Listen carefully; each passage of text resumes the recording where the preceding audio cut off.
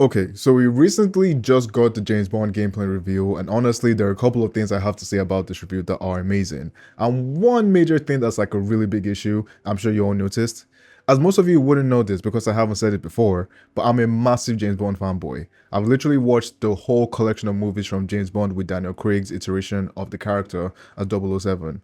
And honestly, after looking at First Light's gameplay review, with just how James is brash, aggressive, and an overall badass, it definitely looks like the team at IE Interactive are massive fans of Daniel Craig James Bond, which definitely means they're massive fans after my own heart. The reason why I say this is because of how aggressive, physical, and athletic James Bond as a character is in First Light, as opposed to the other people who play James Bond like Sean Connery, Pierce Brosnan, Roger Moore, and Tim Dalton. James Bond has never been known for his athletic prowess, as the story or the focus of every single James Bond story had more to do with his swag.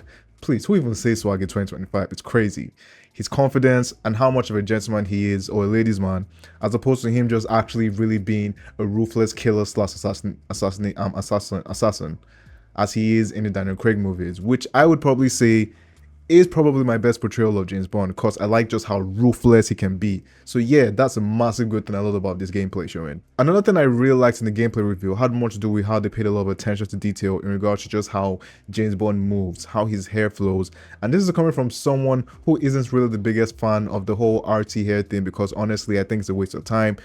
But TLDR, it's whatever. Let's go back into the video. So I got a lot of Uncharted 4 energy when I was looking at just the contextual interaction James had with his environment. He was literally touching a wall or interacting with the whole environment, which is very similar to when Nathan Drake was, for example, walking up the stairs when he's looking at this massive room and literally touching everything around him. It also reminds me of when you played Joel or Ellie in The Last of Us or any Naughty Dog game. They also add this same level of interaction and contextual interactivity with the environment that it's a little detail that some people don't notice, but for me it's like, okay, they're really going the extra mile to show us this. A massive good thing I also liked was with the combat. Look, the combat sequence in this gameplay showcase has some really good things going for it. The shooting combat looked very sharp and snappy, which is a plus in my books as it's a third-person action game. So obviously you're going to have third-person shooting mechanics for James Bond.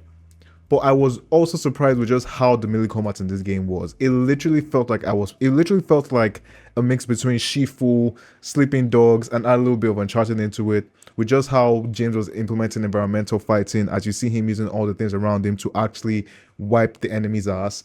He also, at a point in time in the video, once the ammo in his gun had already finished, he literally took the gun from his arm. He literally took the gun and started wiping guys out like what you had in like Indiana Jones, which was crazy. I wasn't really expecting that. But obviously, there are also more things added to it. And every single time I think about this game, I also think about just how similar I get the vibe of from like Uncharted 4.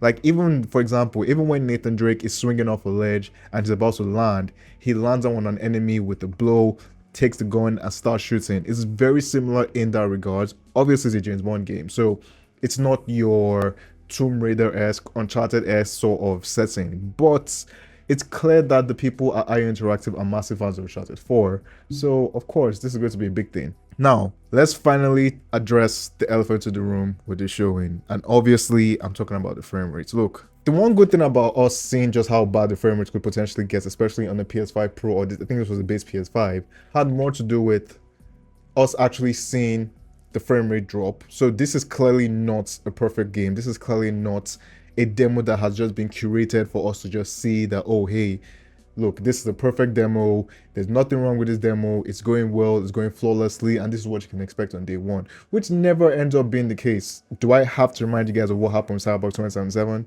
Do I really have to remind you guys of that? Do I even have to remind you of another game that just came out that also had the same issues? If you know, you know. I'm not entirely sure what's going on with the frame rates. This thing needs to be polished. I mean, we're 6 months down the line. This game comes out March 27, 2027. And so obviously, I know for a fact that they have a lot of time left to actually polish stuff, to actually get things right. I just hope, you know what? I don't even hope anything. I'm getting this on PC. I just hope the PC performance is good. What I don't want is a situation where we're coming into this game very similar to what we experienced with Jedi Survivor, which even till now, I'm like, dog, this was a good game, but you just drop the ball when it comes to optimization. So you know what? In conclusion, and when it comes to like James Bond First Light gameplay, honestly and truly, this game looks incredible. It looks good. It looks like a game I'm going to enjoy. It looks like the James Bond game I've been asking for. And obviously, with the interactivity and the elements of what you had in Hitman's Ward of Assassination, it's clear that they're taking a lot of pointers from what they learned about that game and also implemented just into a new coat of paint. You playing as James Bond and not you playing as Agent 47. Obviously, you're not going to have the changing into disguises, but I'm pretty sure the disguise change will probably be contextual because there are instances of James Bond wearing disguises, but not really. But that's not his shtick. His shtick is being James Bond. His shtick is being 007. His shtick is being the womanizer, the ruthless assassin, the suave guy. That's James Bond. So honestly, everything I've seen from this game, I like the whole approach of it being an origin story as opposed to, oh, we're going into James Bond in maybe Casino Royale or Quantum of Solace or Skyfall. So I'm enjoying this. I enjoyed the gameplay showcase. It did start off a bit slow with the car moving sequence, which honestly is neither here nor there.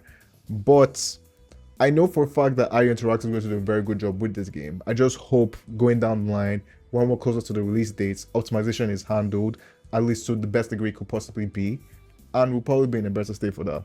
So what do you guys think of the video? Leave in the comment section down below what you think. Are you looking forward to James Bond 007 First Light? What is your best James Bond game if you actually even have played a James Bond game? Thank you guys for watching the video.